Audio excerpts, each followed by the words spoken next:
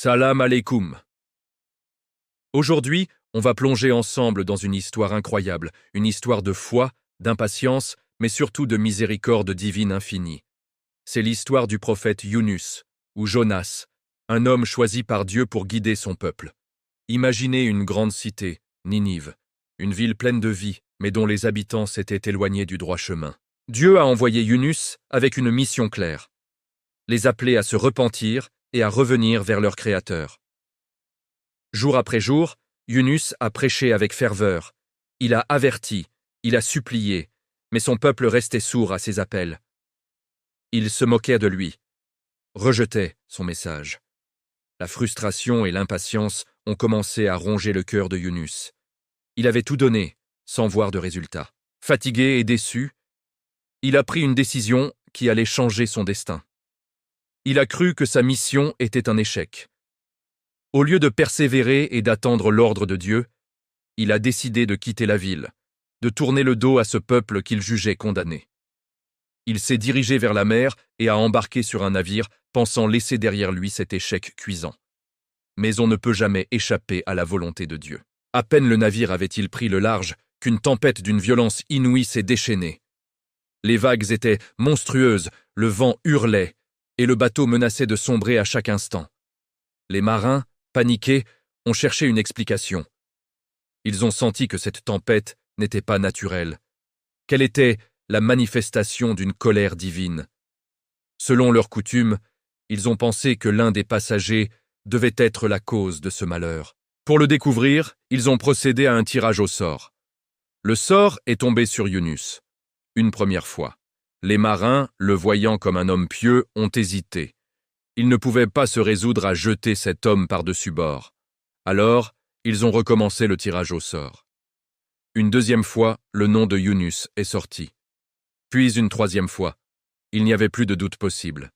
Yunus a compris. Il a compris que c'était la conséquence de sa désobéissance, de son départ précipité sans la permission de Dieu. Il a accepté son sort avec dignité et a été jeté dans les flots déchaînés. Et c'est là que le miracle se produit. Alors que Yunus s'enfonçait dans les abysses, Dieu a ordonné à une créature immense, une baleine gigantesque, de l'avaler. Mais attention, pas pour le dévorer, pas pour le tuer, mais pour le protéger. La baleine est devenue une prison vivante, mais aussi un refuge. Imaginez l'obscurité totale, le confinement, l'isolement au plus profond de l'océan. Dans le ventre de cet animal, entouré par 3 couches d'obscurité, l'obscurité de la nuit, l'obscurité de l'océan et l'obscurité du ventre de la baleine, Yunus était seul avec ses pensées. Dans ce moment de désespoir absolu, que pouvait-il faire? Crier? Se débattre? Non. Yunus a fait la chose la plus puissante qu'un croyant puisse faire. Il s'est tourné vers Dieu. Il a compris son erreur, l'impatience qui l'avait poussé à agir sans l'ordre divin. Il a réalisé que seul Dieu pouvait le sauver de cette situation impossible.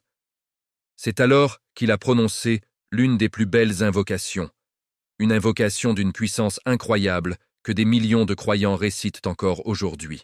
Il a dit « La ilaha illa anta subhanaka inni kuntu minad dalimin », ce qui signifie « Pas de divinité à part toi, pureté à toi, j'ai été vraiment du nombre des injustes ». Cette invocation est extraordinaire. Ce n'est pas une demande directe de sauvetage. C'est d'abord une reconnaissance de l'unicité et de la perfection de Dieu. Pas de divinité à part toi, pureté à toi. Ensuite, c'est un aveu humble et sincère de sa propre faute. J'ai été vraiment du nombre des injustes. Il n'a pas cherché d'excuses, il n'a pas blâmé son peuple, il a assumé sa responsabilité. Et cet acte de repentir sincère, cette reconnaissance totale de la grandeur de Dieu et de sa propre faiblesse, a touché la miséricorde divine. Dieu, qui entend tout et qui voit tout, a entendu l'appel de son serviteur depuis les profondeurs de l'océan. Il a accepté son repentir. Il a alors ordonné à la baleine de rejeter Yunus sur une plage déserte. Yunus était vivant, mais faible, épuisé. Sa peau était irritée par les sucs gastriques de l'animal. Il était seul et vulnérable. Mais la miséricorde de Dieu ne s'est pas arrêtée là. Dieu a fait pousser près de lui une plante, un plant de courge, dont les larges feuilles le protégèrent du soleil brûlant et dont les fruits le nourrissaient, lui permettant de reprendre des forces. Une fois rétabli, Yunus a reçu l'ordre de Dieu de retourner accomplir sa mission, de retourner vers Ninive, la ville qu'il avait fuie. C'est peut-être l'un des aspects les plus puissants de cette histoire. Dieu lui offre une seconde chance. Yunus obéit. Il retourne vers son peuple. Et là, une surprise l'attend. Le peuple de Ninive, après son départ, avait vu les signes du châtiment divin approcher. Ils ont eu peur. Ils se sont souvenus des avertissements de Yunus et, dans un élan collectif, ils se sont repentis sincèrement. Ils ont abandonné leurs idoles et se sont tournés vers le Dieu unique. Quand Yunus est arrivé, il n'a pas trouvé une ville de rebelles, mais une communauté entière de croyants. Plus de 100 000 personnes qui l'attendaient. Sa mission, qu'il croyait être un échec, était en réalité une réussite spectaculaire.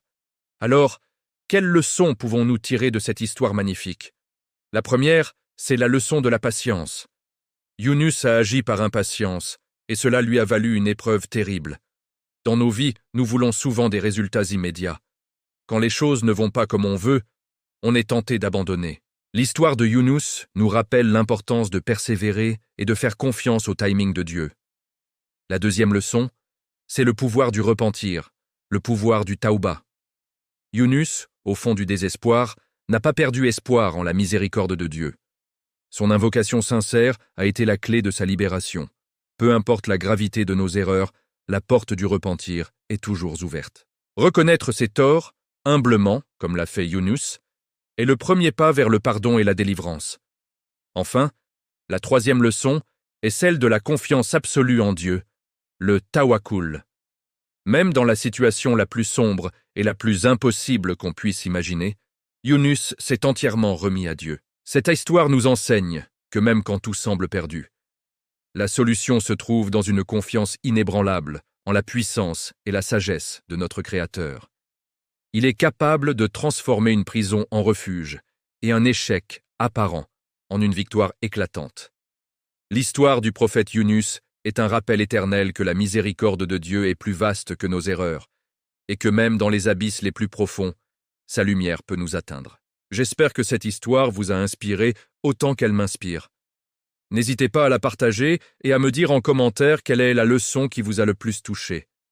Merci de m'avoir écouté, prenez soin de vous et à très bientôt pour une nouvelle histoire. Salam.